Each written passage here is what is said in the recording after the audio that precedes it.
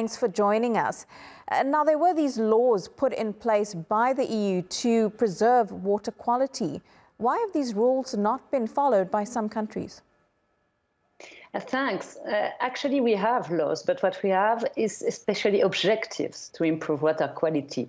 But there is a lack actually of binding obligations in our law to really prohibit any activities with harmful consequences on water quality.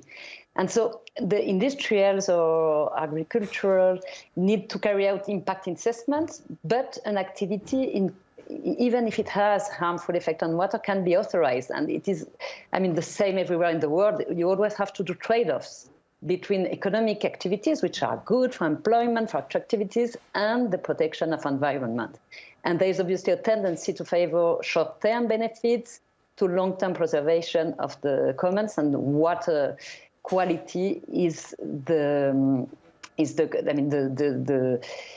lack of improvement of the water quality in Europe is the consequence of this industrial and agricultural activities. Clementeen, what needs to change here? What are the solutions? Because we can look at the short-term implications, but long-term, this is going to have broader implications for people living in Europe and the future.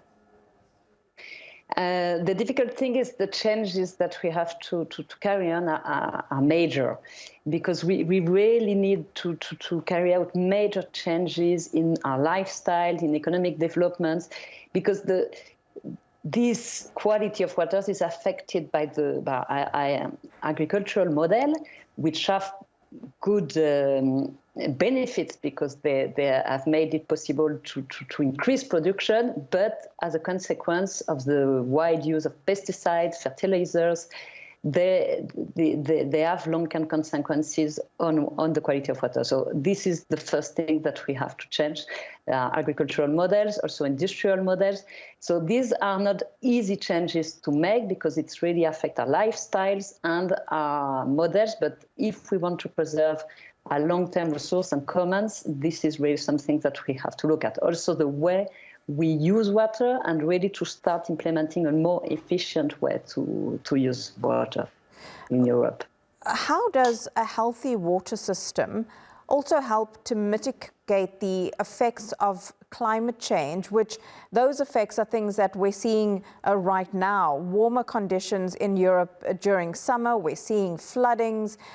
This is happening not just in some parts of the continent, but almost all over.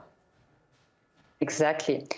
Climate change will have a huge impact on the quality and availability of water, and it will, and it is actually doing that. It's really rising risk of water stress and also of severe floods at the same time. And this will exacerbate existing pressures on water quality through our lifestyles. So this is something that really have to be taken into account into the adaptation efforts, but also on the other hand, the restoration of aquatic ecosystem can be really something really useful, an input to fight climate change. So this is really something that has taken place now and will aggravate in the future with the climate change.